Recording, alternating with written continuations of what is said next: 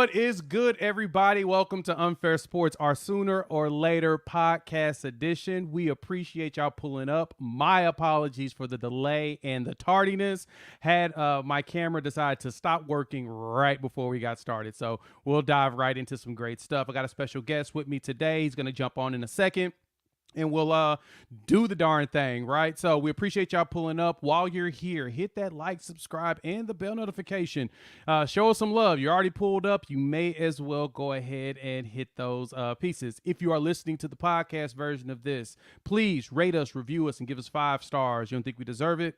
So go ahead and give us 5 anyway and just gift it. So on today's episode, we're going to dive into the spring practices. They've started all week. Got a lot of cool stuff to talk about. A lot of rumors and stuff going out there in the world. Definitely want to talk about some crystal balls and our latest commitment. Lastly, we're going to actually not lastly. Next, though, we'll talk about some, like I said, crystal balls and stuff. And then we'll wrap things up talking about the defensive line and who we think is going to start, what the depth looks like, and we'll have a nice debate going on with my guests. So without further ado, we bring our guest on. We got our boy Drew England. He is host of like 8 million podcasts and shows. He's doing the darn thing. So Drew, what's going on, my man? Thanks for pulling up to the channel. Absolutely, let the people know where they can find you. Hey, like you said, I'm not on quite that many, but 2, yeah, Drew England, host of the Under Official Review podcast. We talk all things football, whether it's NFL or college football, mostly primarily college football, though, covering the whole landscape. But then for your OU content, the Anything OU podcast with my boy Christian Williams. Got a lot of great interviews over there. Go check out our past interviews. Our latest interview last week, I believe it was, with Sooner legend Mark Clayton. Had him on the show, and a lot of good stuff coming in the month of April. So happy to be on. You can find us on all the social medias, YouTube, all that good stuff. But love hanging out with my man Jay. Hey, heck yeah, man. Drew's one of my favorite people to go debate with, man. He's a coach, so he's always got some great insight on the coaching side. He's my favorite person to banter with about everything around football in general. So, Drew, thank you so much for pulling up. I think we'll have one more guest a little bit later, and I'll let him jump in and talk about himself. But first, we're going to jump right into the most important thing, the meat and potatoes, about why we want to open up things today is spring practice. So we talked about spring practice on Wednesday. It started up Monday. We've seen a lot of stuff coming out from the insiders. We've got it from fans. We've heard all kinds of cool stuff going on. And visibly, it looks like this team is intense. There's a lot of cool stuff. I'm telling y'all, man, it's crazy about how like recruits are getting a chance. And if I'm correct, the freaks that came out this past weekend got a chance to actually see them in practice. Yep. And there was a lot of great dialogue going on. Like the players were really impressed. And so, Drew, when it comes to the spring practices, since you were in the chat last time, instead, now that you're on, talk to us. What jumped out to you about the spring practices that went down?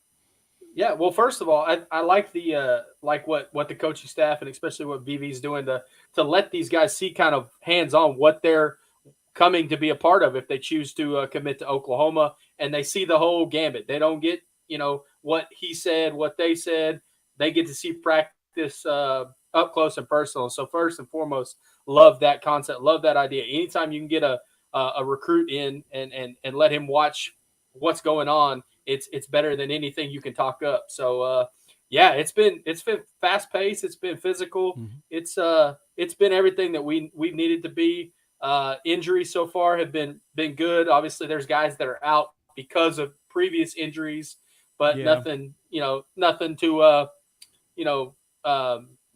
panic about. Obviously, like Caden Helms, Jason Llewellyn, some of those guys just coming off of surgeries, coming off of rehab and stuff like that. They'll be ready to go after spring. But a couple of guys that really early on kind of stood out to me and some stuff like that. Obviously, Nick Anderson, he's had a really good spring so far. And boy, after we've got high hopes for him.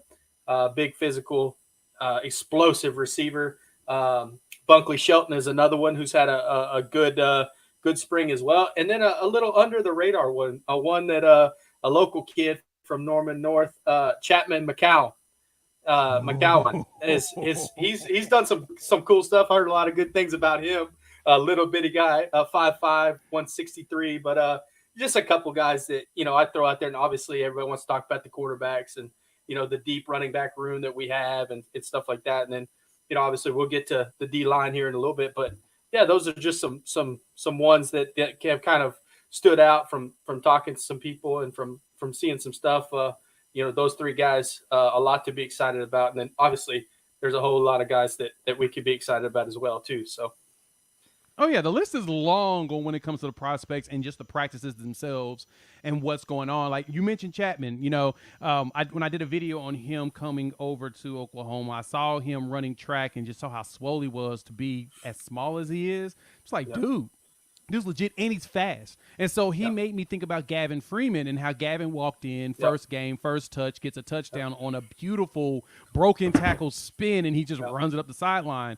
I can see him being thrown into some crazy packages and actually making some magic happen. So don't sleep on Chapman. He probably will show up and show out. Makes me think about like the Deuce Vaughn type setup. Not truly comparing the two, but they're basically similar in stature as well as and also being swole. Like he's a wide dude. When I saw pictures and saw him physically kind of moving around, I'm like, yeah, he's a lot bigger than I thought he would be. He can also get in. I've seen his high school film and stuff like that too, but he can get in there and bang it too. He's not just a speed guy. He can lower that shoulder. He's not afraid of a little contact, and it'll be fun to see if he finds a role within the team. And who knows? But there's some guys like that all over the roster. So there is. It's exciting, offense and defense. So it's fascinating in thinking about that as you make mention of that. It makes me think about when Bob Stoops first came to Oklahoma in '99. And I think about all the athletes that John Blake was recruiting and bringing in. RIP to John Blake. That man was a fantastic recruiter. He would bring in some ridiculous athletes. Just no one could figure out where to put them to make them the most effective. Then when Stoops took over, you just saw a complete change of the way they played. And then I'm feeling a similar way about BV. He's getting a lot of players that can play in multiple spots and then go out there and just show out. Like Kanak. I think Jaren Kanak's probably my favorite one. I talk about him a lot. He's probably my favorite outside of Makari Vickers coming in. And from this class, but for last class, it was Kanak. And it's mainly because, like he said, he never played linebacker. He's never played really. He played defense in high school, but he was so darn good in the way they played. He wasn't really playing. He was just being an athlete.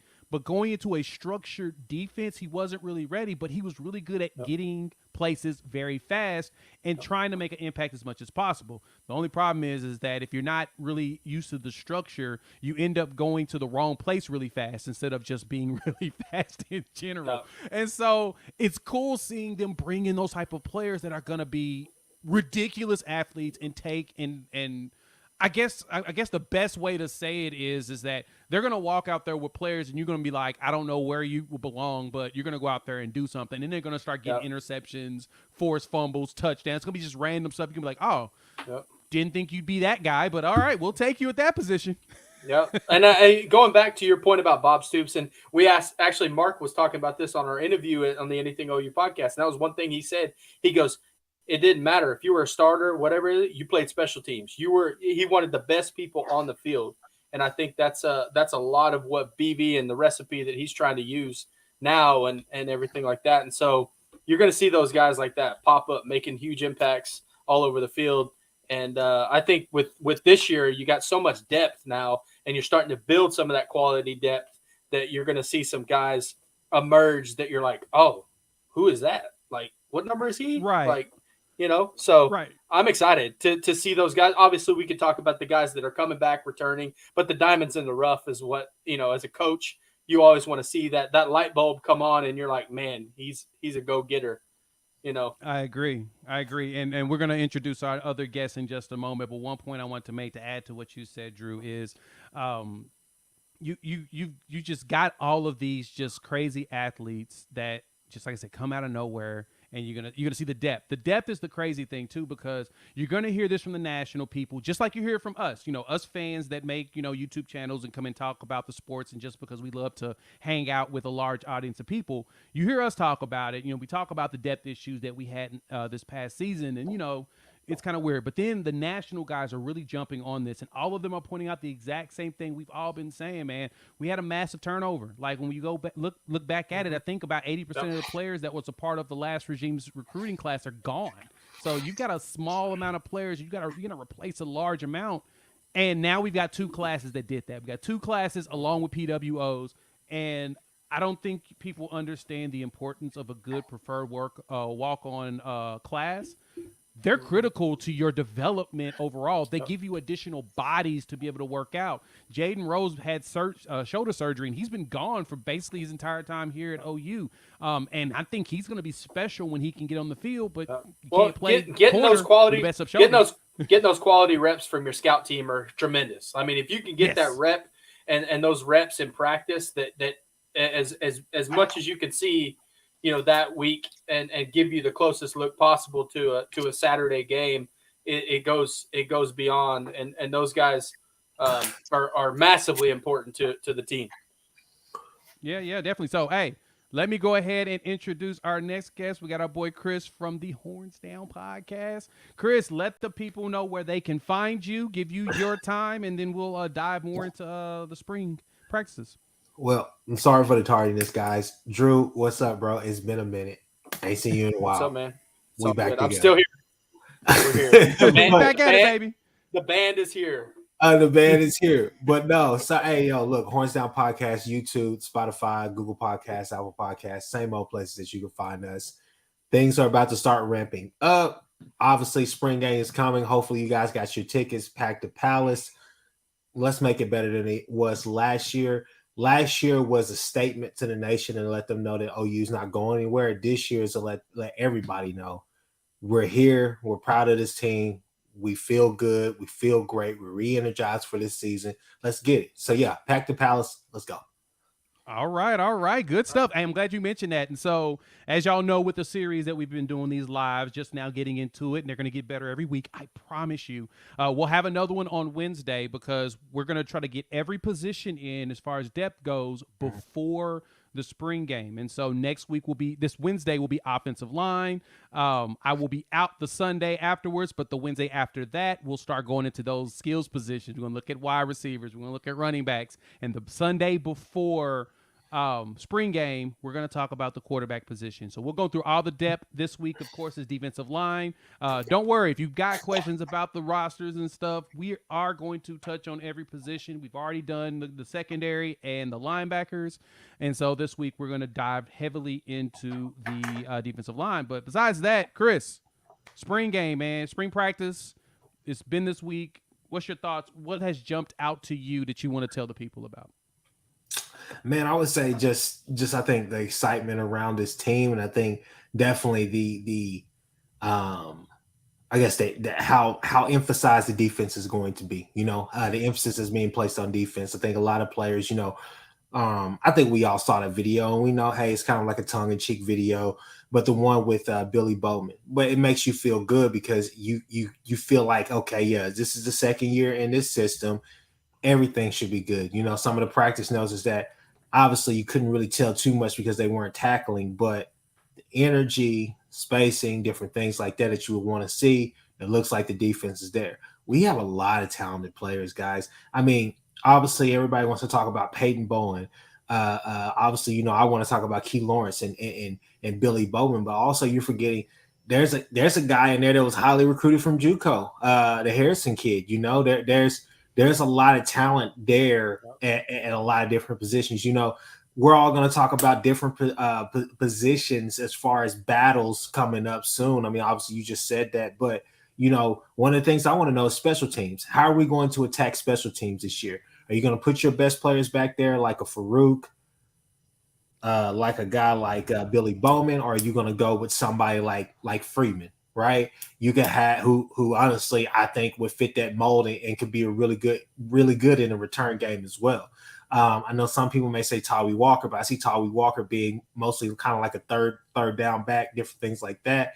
I think what you would see is probably maybe give Hollywood some time at that spot, or possibly you would see somebody. I don't know, but I just think that I think Freeman makes sense for me. Give our boy Chap Give our boy Chap some reps, man. Hey, Chapman would probably be really good at the special team spot. I mean, watching him in his highlights, he has that. I think that's probably a place where he could be a specialist and really be impactful early. But no, Chris, you're right.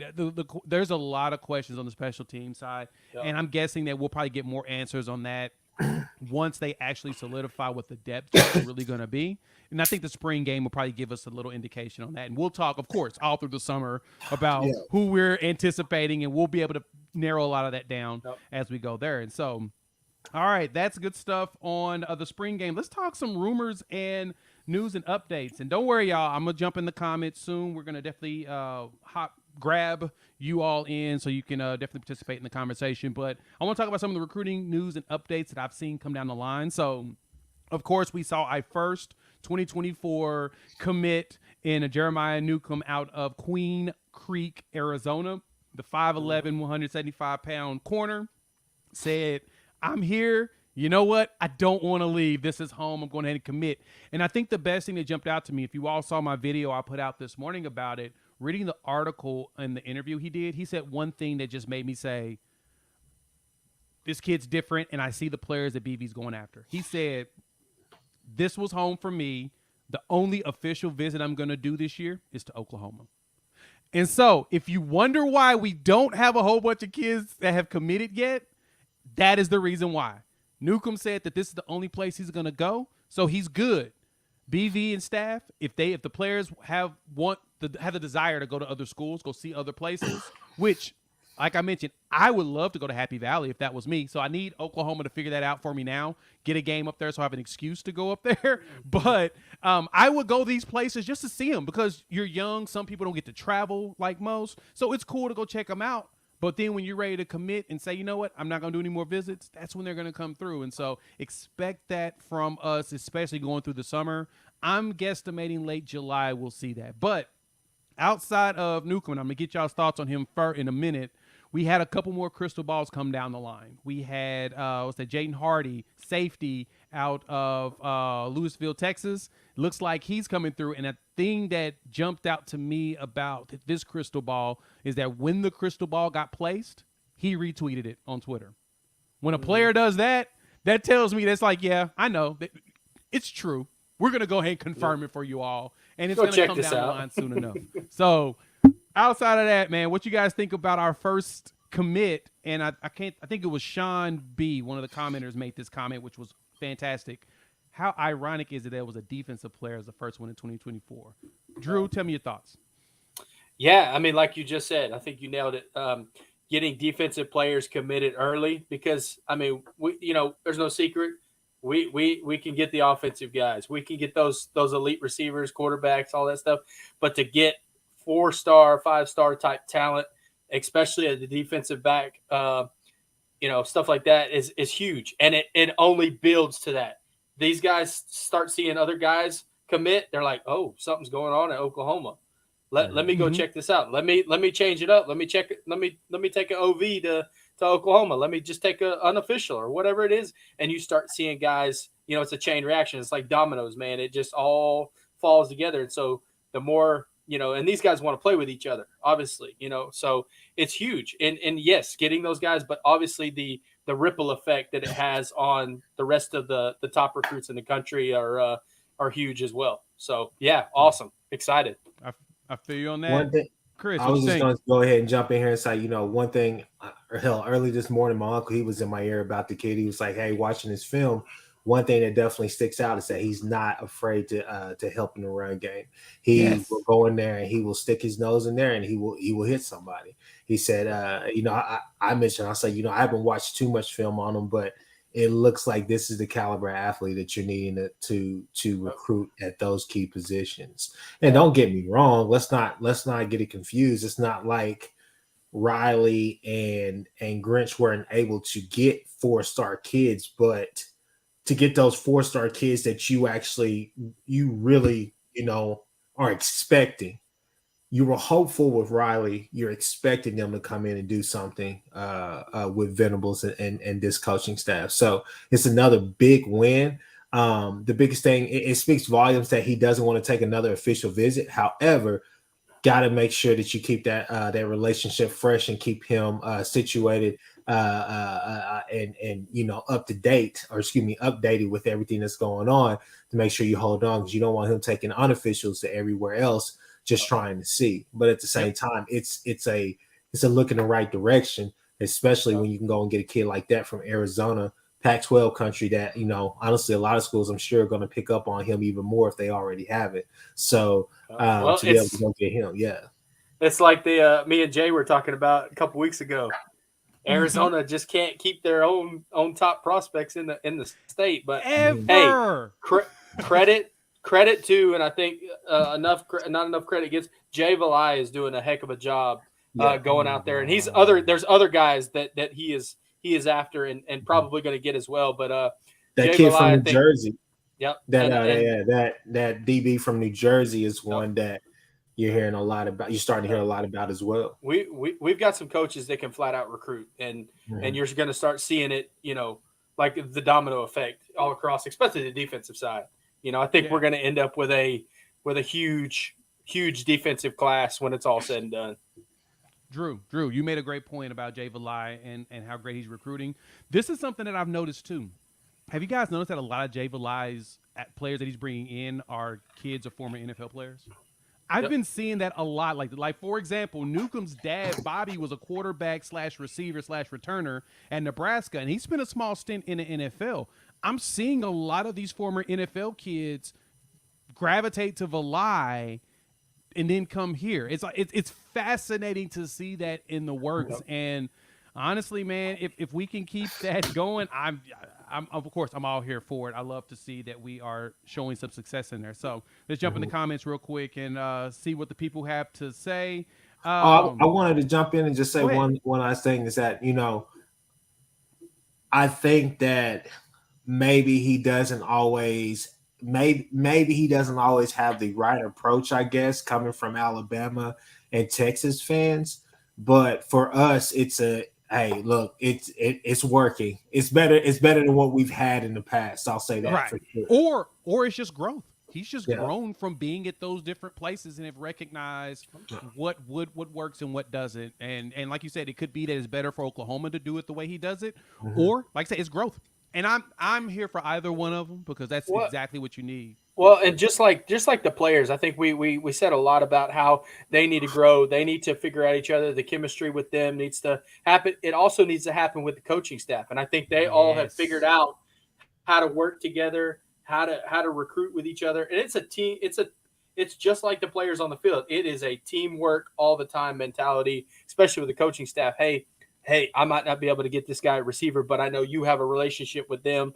Hey, so and so, and it's unbelievable. And I think I think that often gets overlooked is tag teaming and going out and getting recruits on this coaching staff has been instrumental as well too. It's not just Jay Valai, it's a couple guys helping each other out and really going and it's a team effort as far as the recruiting when it comes to the coaching staff too. So.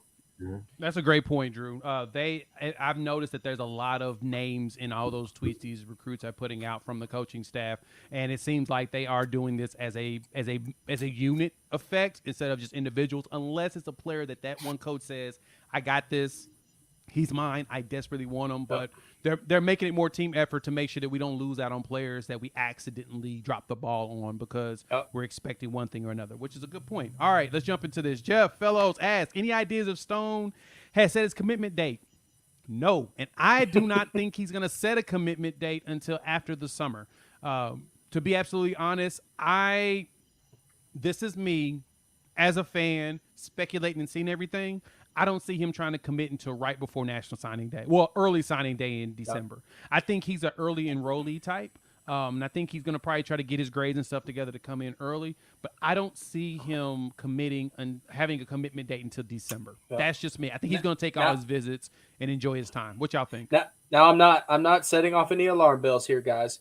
But it's going to be a similar recruitment as David Hicks was, in the sense of it's going to be a late commitment, not as he's going to play games and do all this. It's just later, and we're going to have to wait this one out, just like we did David Hicks. And I think ultimately, he's going to be Oklahoma Sooner when it's all said and Now done. Hicks did move his up to September. Yeah. And He I did. think that was more so to kind of quiet things down. But I think the difference with Hicks and Stone is that even though their first names both are David, Stoney is an Okie. He's from Oklahoma, and Hicks was down there in the Houston area, right by College Station. So it made sense in Katy, Texas, to go to Texas A&M is up the street. But it's Same gonna thing he's for Stone here. Yeah. I think the same thing too. Yeah, and I think ultimately, like I just said, I think he's an Oklahoma Sooner at the end of the day. But just gonna have to wait that one out a little longer than we probably like to. You kind of, I think with with David Stone, I think it's kind of put up or shut up. I think that all you need to do as OU is improve this year, show that you can get guys drafted, all the rest of that stuff. I mean, I think he's a lock pretty much. But at the same time, I think to lock up guys like Maneri, gosh, there's so many defensive linemen that we're talking to right now. But the thing about it is, it's just like, you have to improve on that. And the thing is that I definitely think that with the collective this year or whatnot, I think that they're going to make everybody that has a hand in NIL will do whatever it takes to keep Stone home.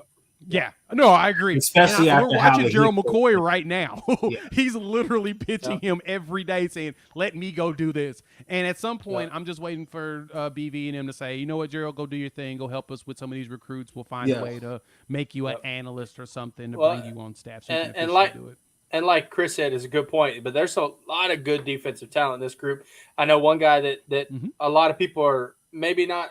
Obviously, he's the number one player in Oklahoma, but Zadavian Sims and Durant, heck of a player down there too. He's another one that we're after. Another, kid that's very, very smart, very football savvy, and obviously his ability is unreal. And so he plays both sides of the ball too. And so he's versatile. But guys like that, man, it's going. If we do what we're supposed to do, it's going to be an exciting recruiting class for 2024. Yeah, I agree. All right, let's jump to the next comment we got from Brantley.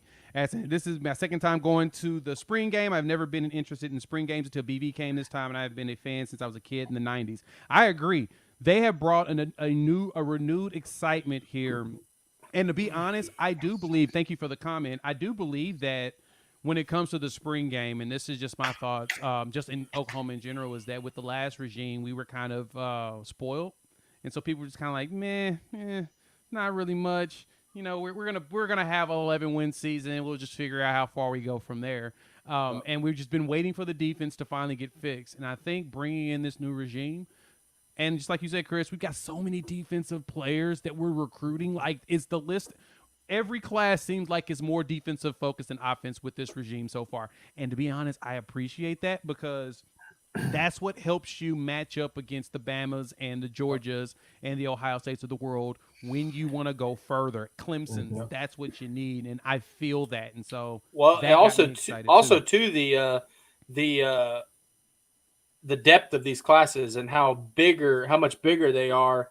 We're signing more kids than 13 or 14 typically that Lincoln Riley and his group. But we hit on a few, and that, like Chris said earlier, we got some guys, but we're signing 24, 25, 26 guys in this class to continue to build that depth and build that competition and everything like that. And that's what you said. That's what's going to push us forward into the SEC is having that depth and competition. Because if you're complacent, you're just going to sit there. Oh, nobody's going to take my spot. I'm just going to kind of coast. Right. Can't do that now. So, but I think that with it.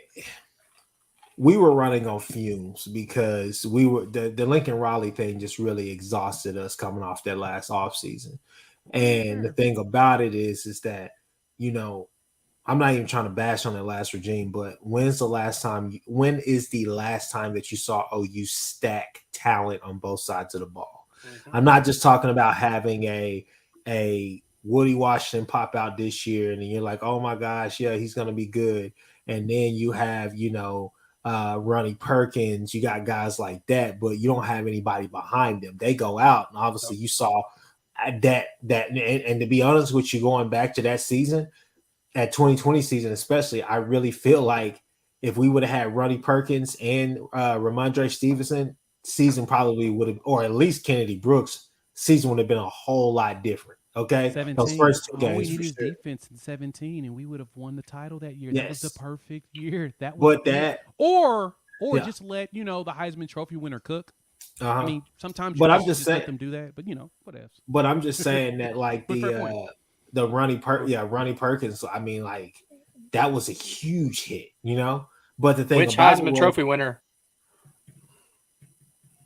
17. I know. But I'm just Baker. messing with you. You know my thoughts on that. That was whenever you Yeah. pull the gas off of a player that should be Yeah. out there Yeah. cooking the whole time. Yeah. That's No, when and you I start get- letting teams come back. That's when you I start get running into that, that but problem. but Yeah. but, no, you're yeah. right. But We with haven't that team done right on there, both yeah. sides of the ball. I say 07 was probably the last time we've done something like that. Yeah. Like this. Well, where you got like, oh, we got 6 guys over here on defense. We got 6 guys over here on offense.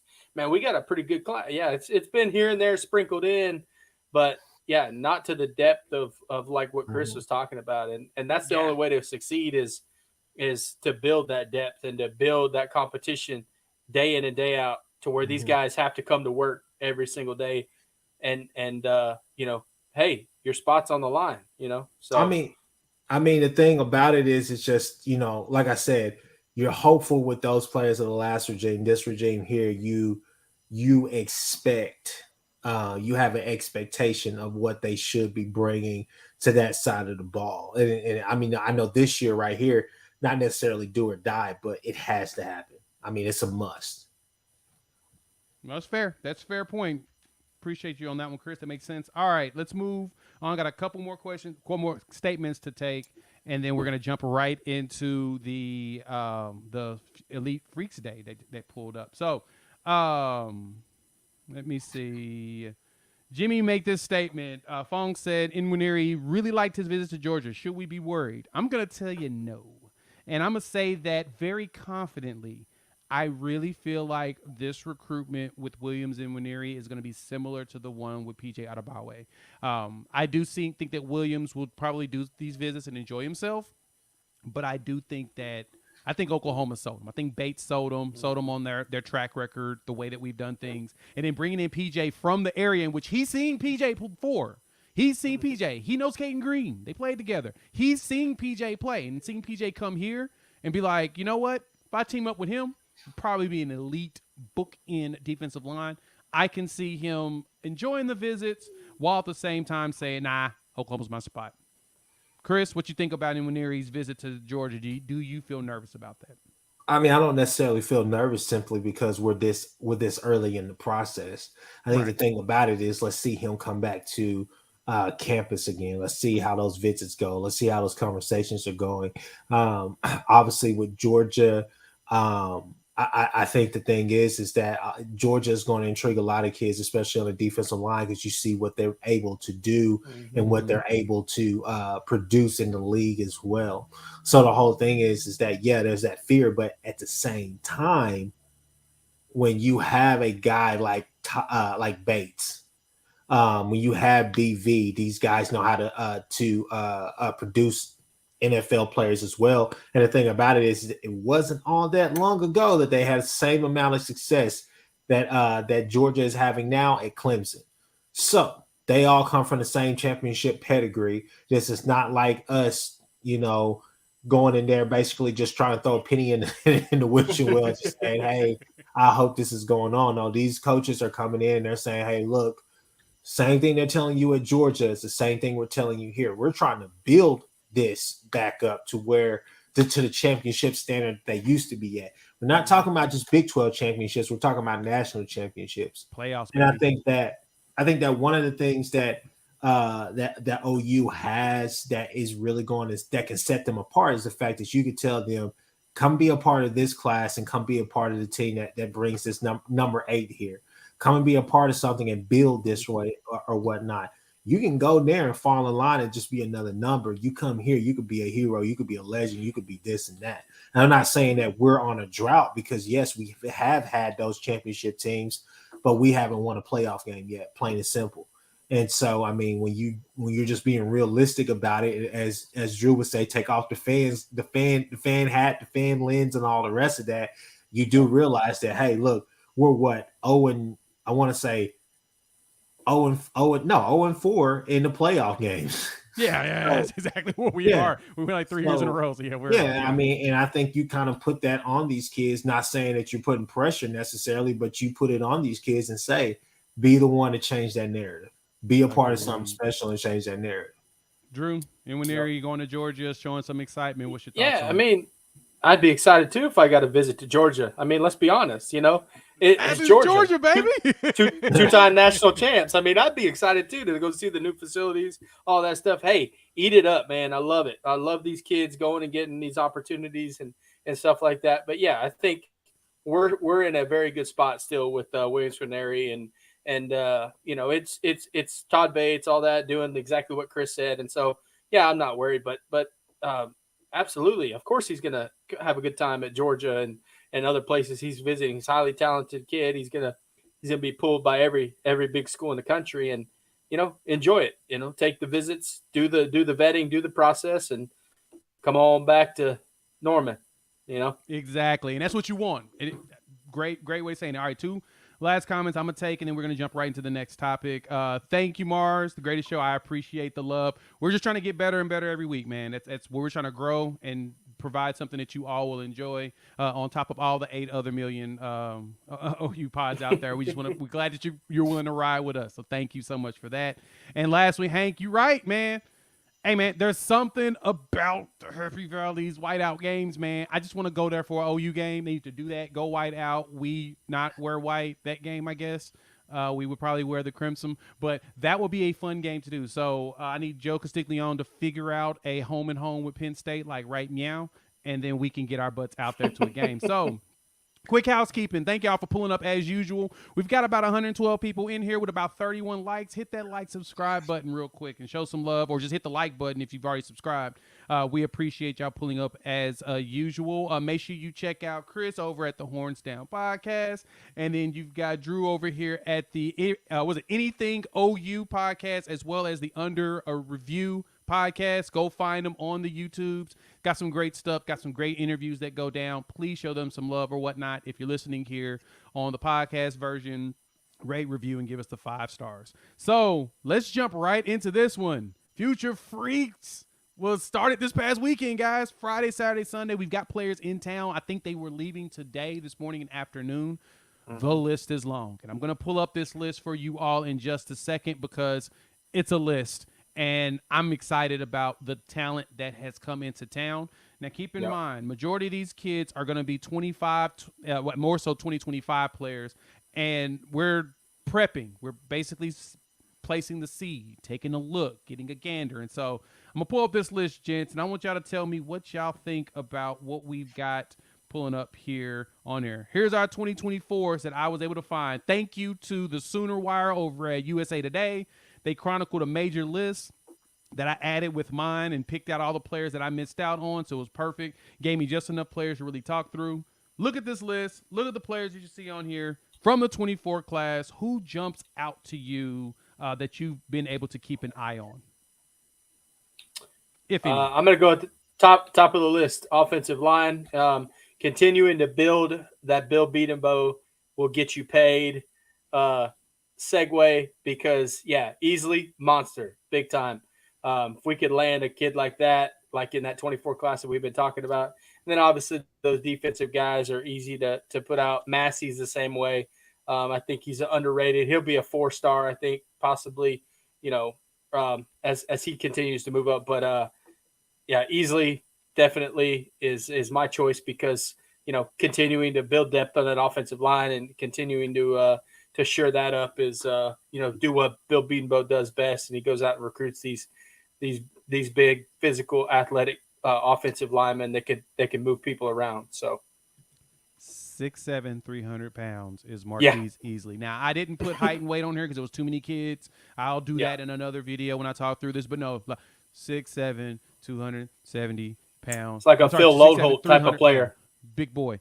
The other one to go with that one is that Caden Massey down here on the offensive line. If you want to talk about additional one. Massey, 6'7", Yep. 270. Another ginormous offensive lineman that we're going to have out there. Yep. I kind of feel bad for our guy Jackson Arnold being quarterback because, you know, at 6'2", it's awesome. Love having a big quarterback, but he's got an offensive line that he's going to have to jump to look over. So we complain about Dylan Gabriel probably struggling with that. I think Jackson's going to have the same problem. So he's going to be prepared for these ginormous bookends right in front of him the entire time. But I love that about Beaton Bo. He seems to always bring in some monstrous players. So, Chris, what jumped out to you when you saw the list of players coming into town? Is there any ones that you were paying attention to beforehand? Talk to us about this freak day. Well, first off, from the tea leaves and everything that I've read, the amount of defensive linemen that were there is just crazy. You know, the amount of it was a plethora of defensive linemen there, and I was like, this is serious. This means that they're doing their homework. And they are trying to bolster. It's not just because of the SEC. It's because of the style of ball that Venables wants to play. Yep. And it makes me think that Venables is not, I'm not going to say stubborn or stuck on it, but he believes that this 3-3-5 can work if you have the talent to actually, you know, play it, right? To play those positions, especially up front. And you need that depth.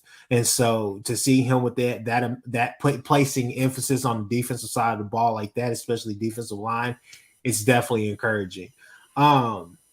Obviously, I mean, there's kids that can stand out, but I'm just gonna go a little bit outside of the question, just a little bit, and just say I thought an interesting player was the kid that is the brother of that Clemson player, the 5'2". I can't say his last name, Makuba. Yep. And I wanted to say, I was like, hey, look, that's interesting because I'm not going to say that his brother is just amazing at Clemson, but he's definitely serviceable and he's definitely, you know, a pretty good player for them. And he's definitely in a rotation. I would say that for sure. Side note, I'm not sure, but I want to say that he took snaps from, I know Shipley is like always injured, but plays an awful lot. And then Pace as well. I want to say Pace transferred or whatnot, right? And I feel like this Makuba dude kind of took. I don't know if he transferred, but I know Makuba took a lot of snaps though. I can see that. That makes sense. So just thinking about that, I was like, well, we're getting the little brother. You know, it's like 6-7 out of 10 times the little brother is always the better one. They always get better, man. Yeah, as they come off the assembly line, man, the product gets better. It's crazy. So no, to extend him an opportunity to come play here or whatnot. I mean, obviously they must know and they must think there's something in that pedigree there, especially having coached his brother and recruited his brother as well. So I just thought that was an interesting note.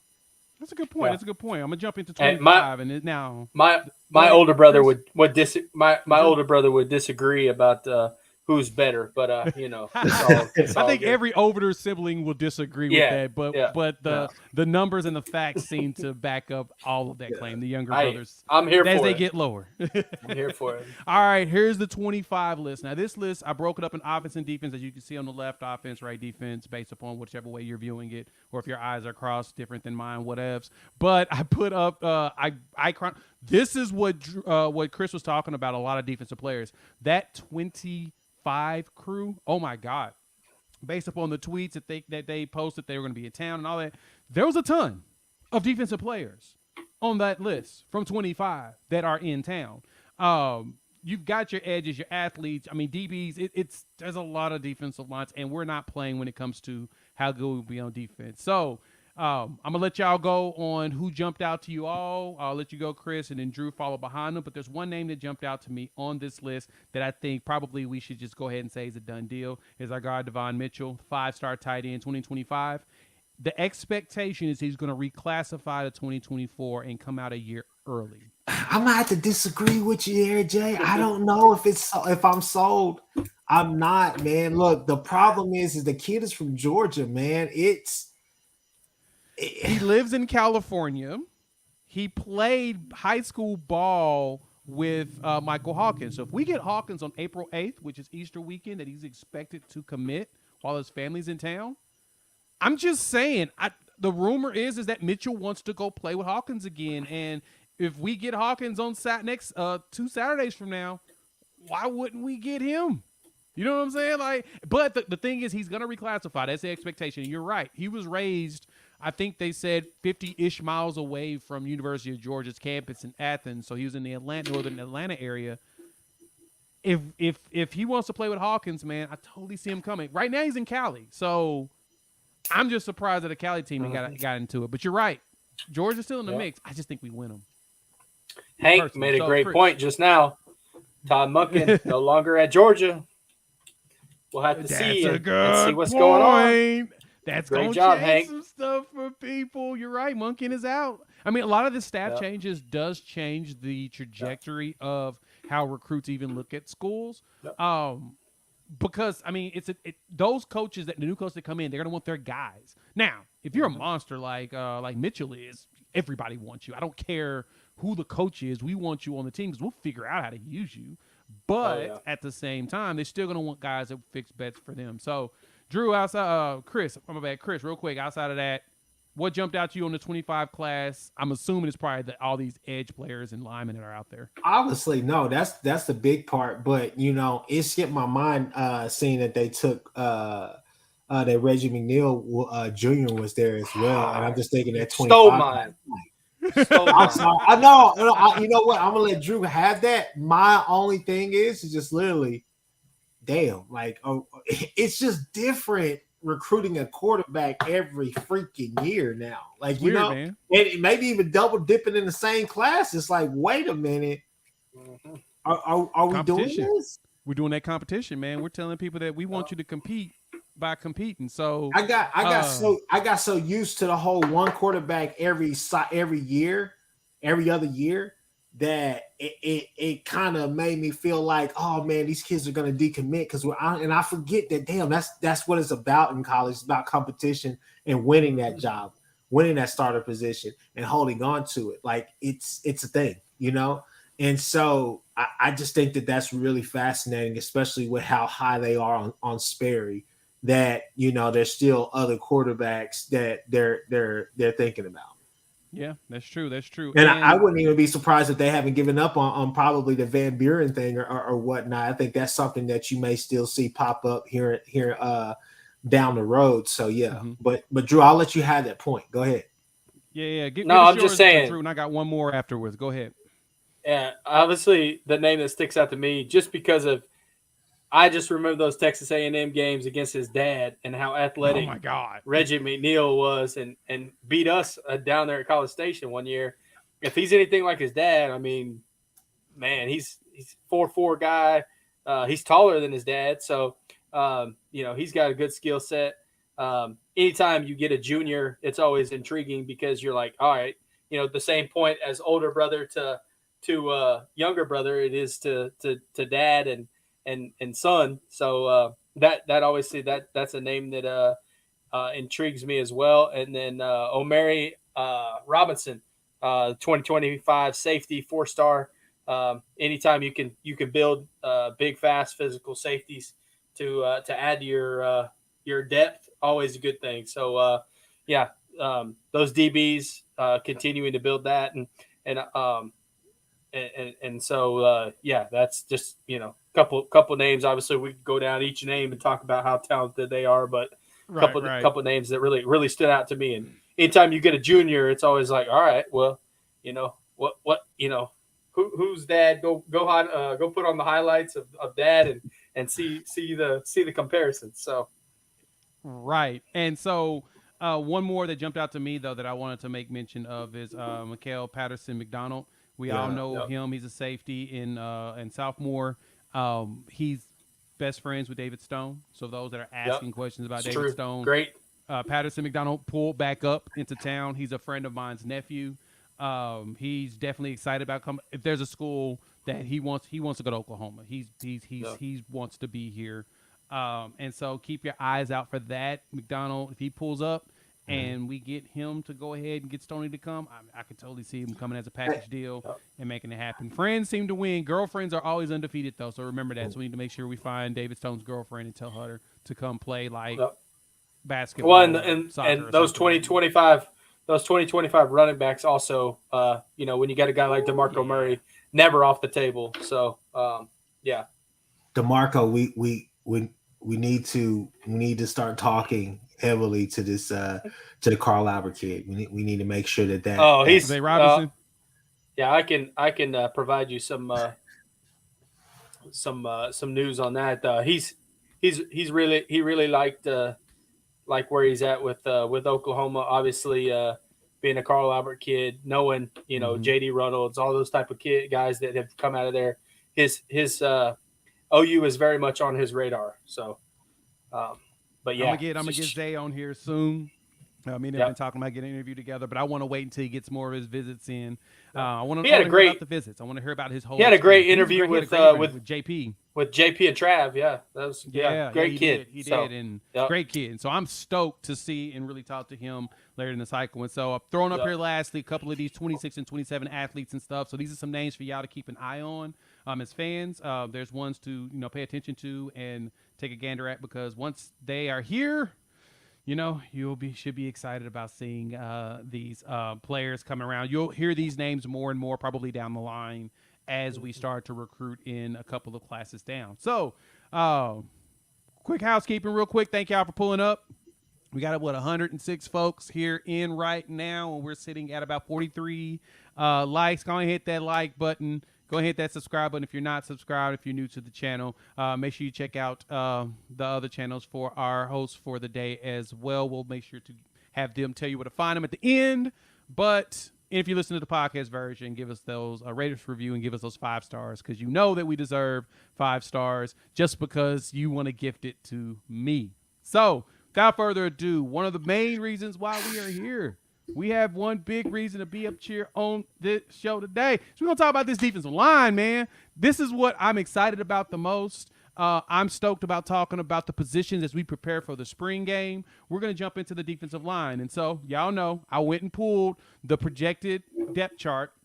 So we had something to look over while we talk about this. And so we're going to dive right into that defensive line. So, gents, this is what's projected right now. This is nothing set in stone. These are all speculations, just like we do as fans, because we're trying to figure out what BV and staff's going to do when it comes to this line. And I know that it's 7 o'clock for some of you. You may go jump on the late kick with Josh Pate. You can definitely do that later. So make sure you continue to stick around with us today.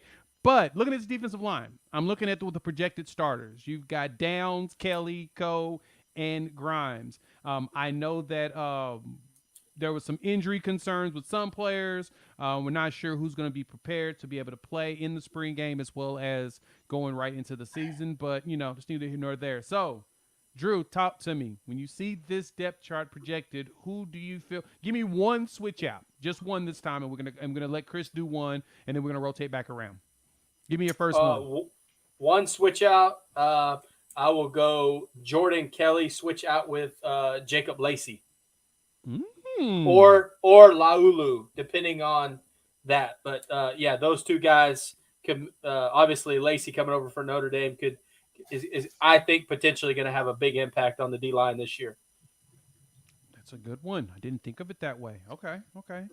Chris, who's your one switch? Who do you think should be switched on here? Well, first off, I would like to say it hurts me to say this simply because I believe in this guy so much. But he just can't stay healthy. So I'm gonna have to say Borthroyd I would switch him out with Stripling, and I would say that he has just as much of a chance to take Grimes' position as well. With Stripling, I think it's always been injuries, man. He's injured, and you're like, oh snap, he's back out there on the field. And it's not that he may even make a play, but he's involved. And the thing with Grimes is just that the production just hasn't matched the potential that he has, man. I mean, to be honest with you, to me, and it's hard even saying that because I know PJ, I know a lot of people are going to get on me about this, but I still think that Grimes is the best edge rusher that we have. I don't think he's the most talented, but I think he's the best. I think he has all the intangibles and he has the experience. However, the production just has not matched the talent that he has, the potential for whatever reason. Okay. So thing about it is that, and I mean, don't even get me started on Trace Ford, But I mean, we'll you go in got that in a guys, second. you got guys like that and R. Mason Thomas that are going to make it difficult on Ethan Downs and Grimes, especially this year, if they're not able to get it together. Because the thing is that, for me, I'm sorry, it's time out for I'm almost getting there and I'm still caught up on the blocks. Mm-hmm. Like we gotta get an edge rush this year to actually make this 3-3-5 work and get off the damn field. I agree. And I think the point that I want to make on this, and that's why I had y'all just do one to start, because how exciting is that we have multiple players on here with a heavy set of depth that we're just like, man, I would like to see this player play or that player play or this player play. It's been a bit since we've had this type of depth to be really, really excited about. Yeah. And so I know that once I let y'all loose, it's going to be boom, boom, boom, boom, boom. So that's why I want to start it off with just one, because we've got a lot of options. Like when I'm looking at this from my side, so my one that I'm looking at, I'm similar to you, Chris. I'm looking at Bothroyd. I think he should be moved up, probably past Stripling, and I maybe take Grimes' spot and just do a heavy rotation. Now, the other thing to remember, everybody, is the comments are coming through, and I love it as everybody's thinking that knowing that Lualu is moving to the inside, so we'll definitely see more of that. R. Mason Thomas had some snaps this past season, so he did well, and there's a good chance we can get more out of him. But that depth that we've got now, oh my God, I just love the fact that we know that when we rotate a guy out and a new guy comes in, we don't have to be stressed out about it anymore, right? Like we don't have to be losing our minds. And I think also we're going to have guys that are actually going to be able to play on specific downs. So like you have third down guys that are built to handle not only a potential rush, but also step back and be able to do good on the edge as far as the pass. He can do better contain and prevent people from, the quarterback from just outrunning everybody and scoring, getting a 40-yard run on 3rd and 21. I think we've got players that can help prevent a lot of that, and that excites the hell out of me. So, Drew, moving you up, give me your next one. I know with Stripling, Chris made a great point. Well, I wanted to add, David. Your next on that. David Wood said, "Where's the kid from talking about PJ Adebawore? He's just a true freshman, a lot of talent. He trust me, he'll be in the fold. He's just his first spring. He's getting his feet wet. A lot of good things happening for him. So you will start seeing him move on the depth chart, especially if we're talking about some of these injuries and some of these guys that have had some health issues in the past. Obviously with Grimes, Coe, Jordan Kelly." A few of these guys that a Stripling, and like Gilliam, some of these guys that have hurt themselves, no pun intended, but by not being on the field because of injuries, no fault of their own, just struggling through some stuff. But another guy, obviously R. Mason Thomas, I think he could find himself in a starting position for sure, just because of the impact he made, the back half of the year, and obviously putting on more weight. He's playing at about 240 now. He was playing at 222 last year, 223. Could you imagine that? So he's added about 20 more pounds, and his physicality and stuff like that. So I think R. Mason Thomas is another one that is going to shoot up the depth chart really, really quick, especially if some of these guys, hopefully, fingers crossed that this line can stay healthy because of the depth. Mm-hmm. Just it would create more problems for the offensive lines that we face, and like you said, Jay, building some third down packages, stuff like that. But yeah, our Mason Thomas could probably have the biggest year out of any of these guys on this depth chart currently. So agreed. Chris, what's your thoughts as far as give me your next one? Who's next on this list? That you think that could potentially be moved around. We'll do freshmen last, so don't jump on your freshman people yet. We're gonna jump on them last because that's a big conversation when I'm looking at these players that are on this list. My God, this is very, very nice to see. So, Chris, give me another set of players that you think that you can see moving around also. I would say definitely Halton. Halton came in last year. Here's the thing: you weren't mad at him. You were never mad at him. It wasn't even because he was a freshman. It was because when he got into the game, he always did the right thing, or he made a play, and that was it. Yep. Nothing more, nothing less. That's true. But here's my wild card. Okay, Gilliam. I haven't heard really a bad thing about him since he's gotten to campus. I think he's a guy with confidence, and I think he's a guy that I mean, he was playing last year. He got hurt. He got hurt. He was playing last year. And that was what I just said earlier, is that he's got all the intangibles, all the skills, and man, I wish, fingers crossed for him, because he's got a ton of ability for sure. Yeah. I agree. Don't get me wrong. I think that obviously you wanted to bolster the defensive line, but I would say that it's about 60-40. I think 60% of you wants to get better at the defensive line at every position, every way, in shape and manner. But at the same time, I think 40% of it was simply because you were confident with different parts that you had in the room. You just weren't sure if they could stay healthy enough. No, I agree. And I think that was the biggest concern I could think about it. With the lack of depth we had has been injury concerns. And so you both make a valid point on if we can stay healthy. And BV said it in his presser too. We can stay healthy with some of these players. There's one more player on this list that's not actually on this list that is playing defensive line. That just moved over. Marcus Hicks, former offensive lineman. I was about to say who was recruited as a defensive lineman, moved to offensive line to get some games, get some snaps. Yep. Now he's back because it makes more sense to be on the defensive line because of additional depth. So do you think Marcus has got an opportunity to make an impact? You think he's going to be able to rotate through? It's going to come. He's another one of these guys, and I hate to beat a dead horse, but he's one that's had some injury concerns and some stuff like that as too. And can he finally settle into a position and really gain the reps and everything that he needs in practice? Also, too, I think something that we're not like totally overlooking, but Marcus Stripling's ability when he's been healthy, when he's been on the field. He's created havoc. He has been explosive, and I look for him. If he stays healthy, he could definitely be a huge X factor for this team in 2023.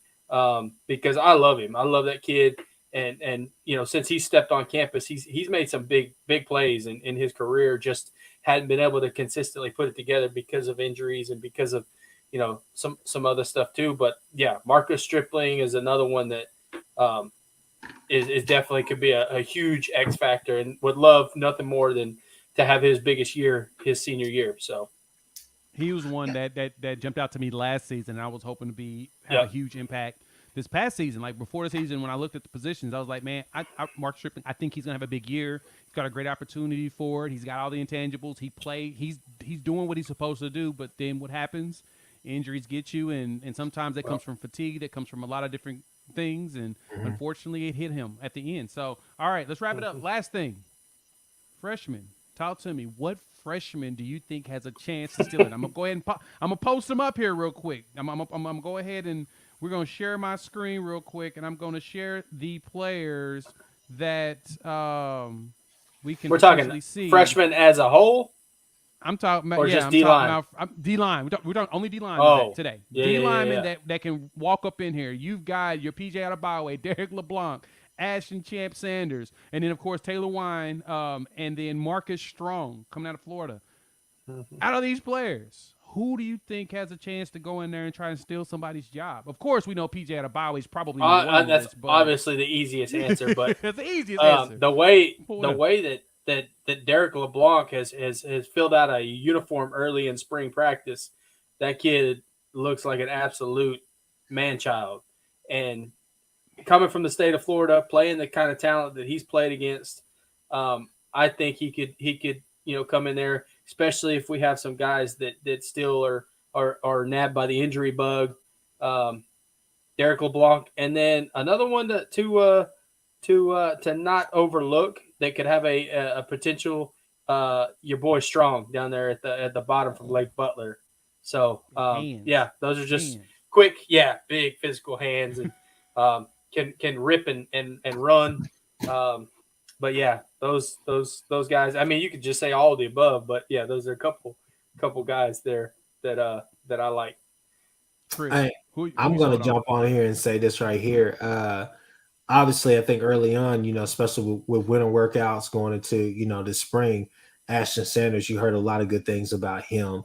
I think a kid like that is somebody that you could possibly see out there, kind of like in a Grayson Halton role, where maybe use sparingly, but then kind of starts making a role, getting into the rotation and whatnot. He's going to be a guy that I think PJ is a game changer. Can be. I think LeBlanc could be that as well. I think LeBlanc could be the first from that defensive line that really, especially inside, that gets drafted or whatnot from this new regime or whatnot. But I think he's the gateway to see guys like Stone and all the rest of them, and see the example that he sets, that they can either be the same as or exceed the expectation for a guy like LeBlanc as well. But I would say probably in my mind, I think if you don't even look at PJ, if you don't look at Derek LeBlanc, I think the guy that you look at is Taylor Wynn. And the only thing I think that's going to keep Taylor Wynn off the field this year is the simple fact that he's not here for the spring. The guy is 6'5". If you watch his tape, to be able to have that much wiggle and to be able to bend and get by guys. I mean, the type of moves that he's making, you could tell that he definitely studies the game and studies his opponent, because he knows what move he wants to make. It's just kind of like being a post player, where as soon as you get the ball, you need to know what move you're doing. It doesn't need to be I'm gonna bag it down every time and take 2 dribbles or whatever. It needs to be, if I'm gonna do a spin move to the baseline, I need to know that. If I'm going 2 dribbles fade away, or if I'm going to the inside for a drop step hook, I need to know what I'm doing before my defender knows. And so when you watch this film, that's what you see. Obviously, he's a Division I player, and you would think that he would be able to just be that much more talented. But I think that the technical skills that he has is what's going to set him apart. Also, it doesn't hurt that he's 6'5", 235 coming off the edge, and you know that 235 is only going to go up, or is going to be mature weight by the time he has at least a year and a half with Smitty. So that's who would be my pick, because like I said, he jumps off the tape. Yeah, he jumps off the tape. I'm with you on that. I think the one for me that I think it's going to be big, and we had a comment, David Wood made the comment of we need more 300-plus tackles. I think LeBlanc and Sanders are going to get to that point. They're going to be 300-plussers. They have the frame to get to that, and you can tell by their work ethic, all you got to do is put them out there, get them trained up, and they're going to do it. And I think by the end of this season, they'll be closer to 290 and 300, walking and comfortably at that size. Because the one thing is, you don't want a guy to be, of course, 300 pounds and not be comfortable in his body on the football field. And I think that Schmitty's going to get those two. If anybody, those two will definitely be at that point. But, of course, like we talked about, the easy one is PJ Adebayo. I do think Adebayo, I mentioned this when I was talking about my videos on him. He reminds me of Javon Curse. He has the freakish ability, big hands. He's strong. He'll just force his way through you. So he'll run through you, or he'll go around you. Very good technique. Yeah. Very good. He gets low. He gets very low when going around those tackles. And that's huge when you're going up against 6'7" and 6'8" offensive tackles, is being able to get low and get around them so quickly. And he also has that ability to set them outside and then come back underneath them and get in. He just lot of good skill set for him. And we're not even talking about guys that are hybrids, that are outside linebackers, guys that could stand up, rush the passer as well. Obviously, you're talking about like Deshaun McCullough, some of these guys too. That's going to add to these, helping these youngsters out too as well. But some of the stuff we do defensively and schematically, having these guys stand up on the edge, stuff like that, creating some mismatches there. It's going to be fun to watch these young guys get kind of inserted into the depth chart and kind of see where they land as far as. It's like mixing all the ingredients and coming out with a freshly baked apple pie. So, oh yeah, that's a good one. That's a great analogy on that, because that's exactly what it is. We're mixing all the right ingredients together to make the magic happen into something delicious at the end, where Sooner fans are gonna be excited. So, as we wrap this bad boy up, Chris, tell the people where they can find you. Let them know who you are and what you are about. Guys, look, Horns Down Podcast. Let's all be thankful today, because Texas lost yet again. And I mean, it's always a good thing when Texas loses, right? They have full control of that game too. That's the worst. So, That's the worst and best. Man. Thank you. with that being said, the Horns Down Yeah. podcast, find us at Google Podcast, Spotify, Apple Podcasts, YouTube, all of that. Guys, all I have to say is this right here is that, look, some of the same people that follow all our shows, that watch all of our shows, have something special coming up soon. Okay. We'll talk about that in a minute. Look. I just want to say this one last thing. Go ahead. I'm going to be apologizing to Ty Hayes soon. So, oh my goodness, this is wow. Where's this? Wow, breaking news. And they're gonna have to buy a subscription. This is craziness to hear. Wow. Okay, I'm ready for that. Drew, let the people know where they can find you, and then we're gonna jump into some of the comments and wrap it up. Yeah, Drew England, host of the Under Official Review podcast. We do college football, NFL, all that good stuff. And if you want your OU content, the Anything OU podcast, find us all on all the major social media platforms: Google, Twitter, Spotify, Apple Music, our YouTube channel, all that good stuff. And then, hey, while you're at it right now, go ahead and hit that like button here on this one and subscribe to Unfair Sports and to what Jay's doing.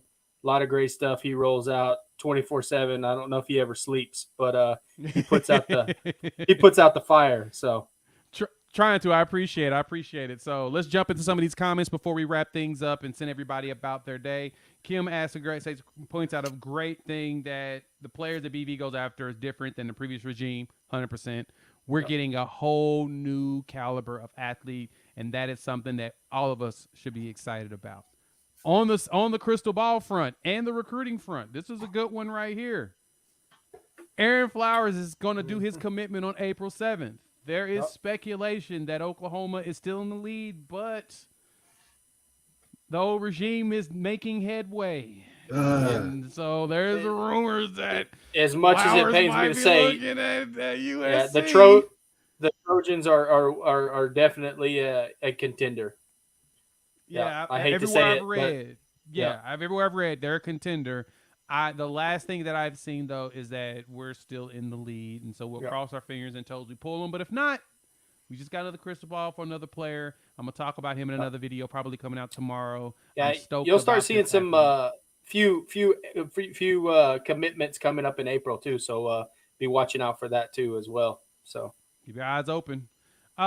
Kim asked this question: are we still in for Durham? So Caden Durham, I've heard that it's basically a lock with him, Zay Robinson, and gosh, keep me honest, guys. Who was the third one that feels like it's a lock? The one that just decommitted from Georgia, and I'm just having a complete brain fart right now. I am too. Yeah. That guy. I'm gonna go look that up real quick. I know because I made a video on him recently. So, Tavani Mazzell, that's who it is. That's really the three that we have. That feels like a lock. That the rumor mill, of course, is going down. But I did hear that Caden Durham is one that we're definitely go after. And I actually watched him run his 100 recently. I recorded it, and he was getting it like a 10-4 or less. Dude's fast. And so we're going to add to that running back room because DeMarco Murray knows what the hell he's doing. So that's a fact. Real quick, let's see. Yep, Marcus Hicks definitely has the size we need, Jimmy, to go in the defensive tackle side. We need some. We do need 300-pounders. Don't get it twisted. Don't me saying that players get there. We want them to be healthy at that point or at a good 300. We need 300-pound guys because it really works best with that 335. Drew has talked about this numerous times that we need that size, and I concur. We do. Yeah, you get that pass rush up front. It makes it easier for your linebackers and your back end to go do what they do, especially if you're getting pressure from 3 or 4 guys. I mean, you can do a lot with your linebackers and your secondary. I agree. Kim asked the question: does Grimes move on the inside? Chris, you think that Reggie Grimes can play good on the inside?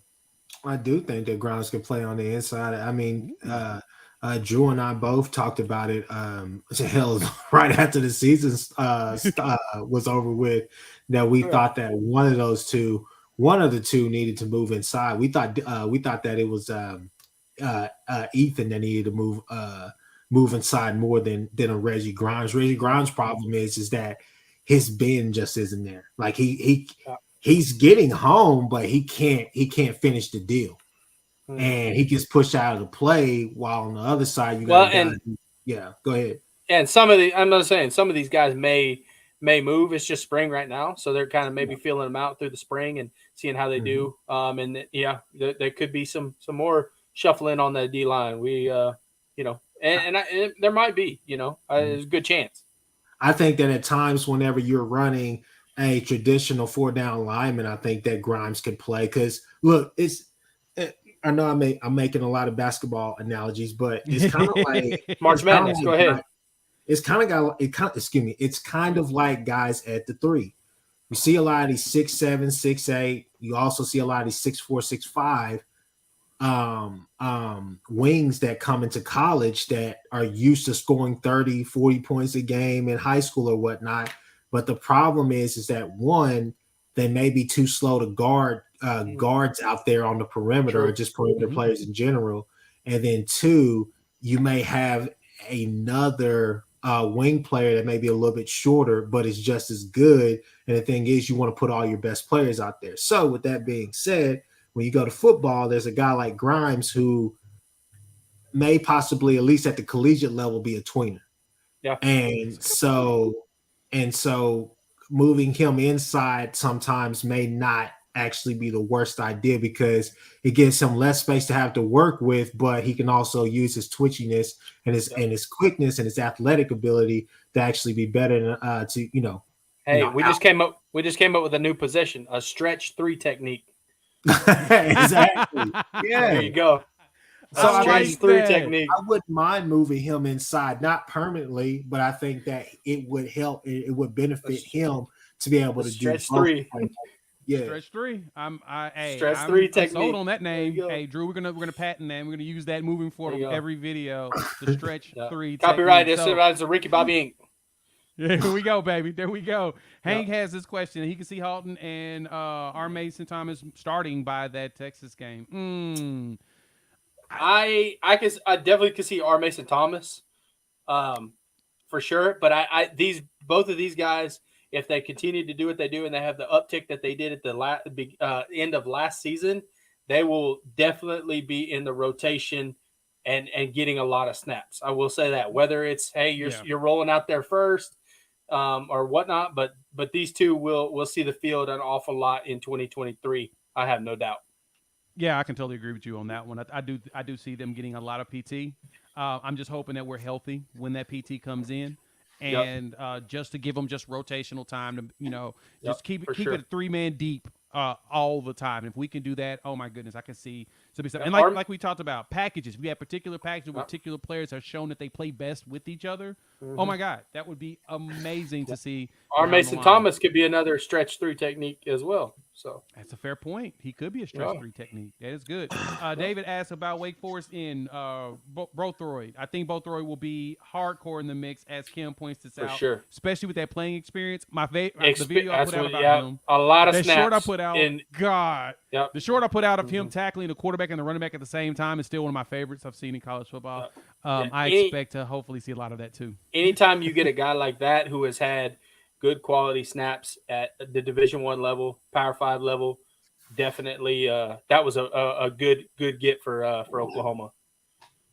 Yeah, very much. And then lastly, we'll wrap this bad boy up, put a bow on it. Laulu moving into the inside. Yep, we talked about that. And that's kind of intriguing to me, is that we're going to get more a lot of our current players moving to the inside and taking, shifting back and forth, having that stretch 3 technique going on here. And if we do it right, oh my goodness, we could wreck shop on the defensive side this season because if done right. The thing about it is that you want to get your best players out there on the field at all times. Yes, at all sir. Times.